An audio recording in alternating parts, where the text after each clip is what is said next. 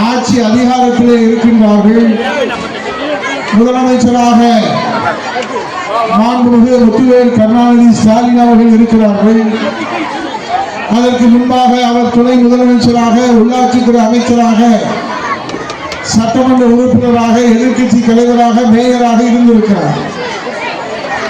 ஆனால் இன்றைக்கு முதலமைச்சராக தான் செய்ய வேண்டிய தார்மீக கடமைகளை அவர் செய்திருக்கிறாரா என்று கேட்டால், இன்றைக்கு தமிழகத்திலே லாக்அப் என்று சொல்லக்கூடிய லாக்அப் மரணங்கள் 25 இந்த 4 ஆண்டு காலத்திலே நடைபெற்றிருக்கிறது. 25வது லாக்அப் டெத்தாக சிவகங்கை மாவட்டம் அங்கே மானாமதுரை தொகுதியிலே திருப்புவனத்திலே மடப்புறம் காளி கோயிலிலே காவலாளியாக பணியாற்றிய ராணுவ விடுகோடு இருக்கிற அந்த இளைஞன், என் அன்புக்குரிய எங்கள் உயிரினும் மேலான வாக்காளர் பெருமக்களே, இந்த நாட்டினுடைய வருங்கால மாமன்னர்களே, இந்த நாட்டினுடைய இளைய சமுதாயமே, ஒரு வாரத்துக்கு முன்பாக எந்த பாவம் அறியாத அஜித் குமார் நம்மோடு உயிரோடு வாழ்ந்து வந்த அந்த இளைஞன் இன்று நம்மிடத்தில் இந்த பூமியிலே அந்த பெற்ற தாய்க்கு மகனாக தான் செய்ய வேண்டிய கடமைகளை எல்லாம் அவன் கனவோடு இன்றைக்கு இந்த மண்ணுக்குள்ளே புதைக்கப்பட்டிருக்கிறார்.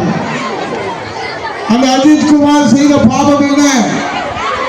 தந்தையை இழந்து தாய் வைராக்கியத்தோடு இந்த அஜித் குமாரை வளர்த்தெடுத்து தன்னுடைய வயதான காலத்திலே கணவரை இழந்தாலும் தான் பெற்ற சிங்க குட்டிகள் நம்மை காப்பாற்றுவார்கள், இந்த சமுதாயத்திலே நம்மை கரையேற்றுவார்கள் என்ற நம்பிக்கையோடு, கண்ணீரோடு, கம்பளையோடு, துன்பத்தோடு, துயரத்தோடு, வேதனையோடு அந்த தாய் அஜித் குமாரை வளர்த்தெடுத்தார்கள்.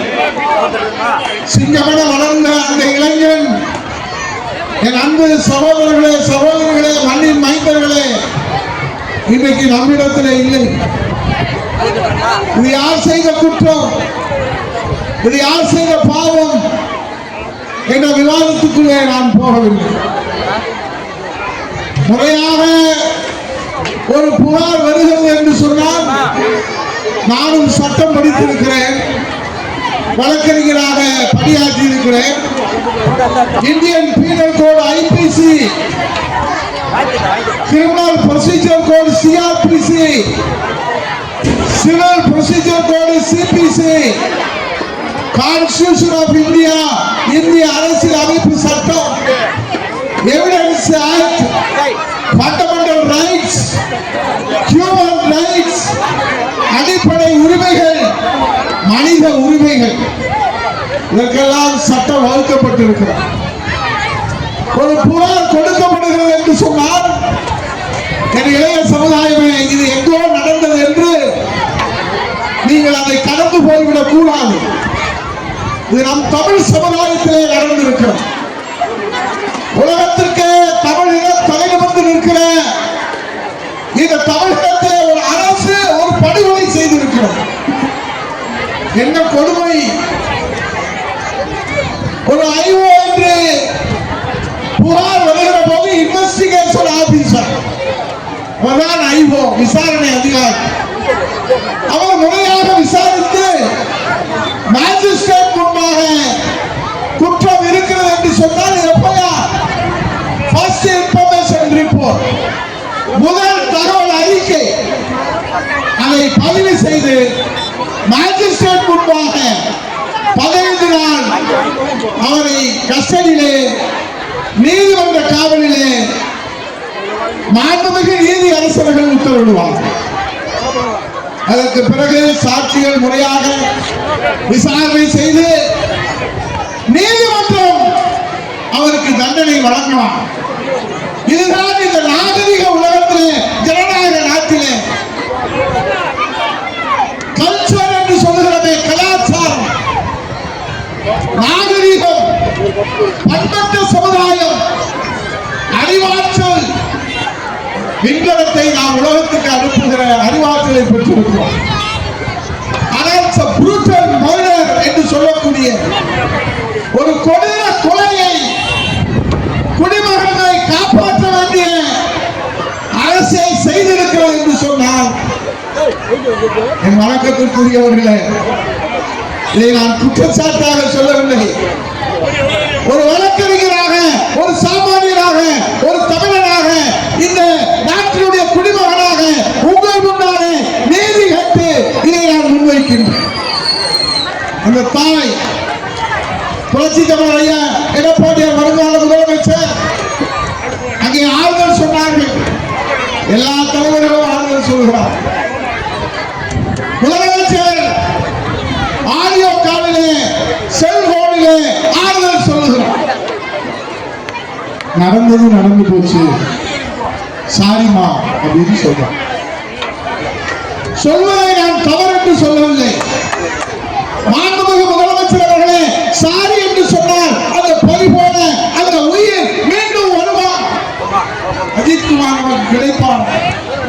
அஜித்குமார் உயிர் நமக்கு கிடைக்குமா எண்ணி பார்க்க வேண்டும்.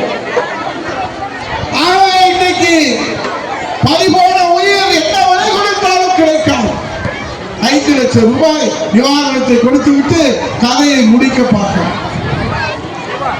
நீதிமன்றம் என்ன சொல்லுகிறது? நீதி அரசர் என்ன சொல்லுகிறார்கள்? பிரேத பரிசோதனை அறிக்கையிலே அந்த அஜித்குமார் என்கிற இளைஞர் உடம்பிலே 48 இடத்துல கொடும் காயம் இருக்கு. 48 இடத்துல. ஆனால் எஃப்ஐஆர் காவல்துறை என்ன சொல்லுகிறது? விசாரணையின் போது தப்பித்து போக முயற்சி செய்தார். அவருக்கு வலிப்பு வந்தது, அதில் இறந்து போய்விட்டார். அண்ட புழுகு ஆகாச புழுகு நம்ம கேள்விப்பட்டிருக்கோம். ஆனா இது போன்ற ஒரு பச்சை பொய்யை நாம் இதுவரை பார்த்ததில்லை, கேட்டதில்லை, அறிந்ததில்லை. இந்த தமிழ் சமுதாயம் உலகத்திற்கு நாகரிகத்தை, பண்பாட்டை, கலாச்சாரத்தை, வீரத்தை, விவேகத்தை, அறிவை, ஆற்றலை எல்லாம் கற்றுத்தருகிறது. ஆனால் இப்போது இருக்கிற அரசே ஒரு குடிமகனை கொலை செய்யலாம் என்கிற ஒரு தவறான முன்னுதாரணத்தையும் இந்த மண்ணிலே, தமிழ் மண்ணிலே விளைத்திருக்கிறார். ஆகவே அஜித்குமார் நம்மோடு உடன் பிறக்காமல் இருக்கிறார். அவன் உயிரோடு இருந்திருந்தால் ராணுவத்திலே சேருவதற்கு தகுதியானவன். ஆனால் இன்றைக்கு நம்மிடத்திலே இல்லை.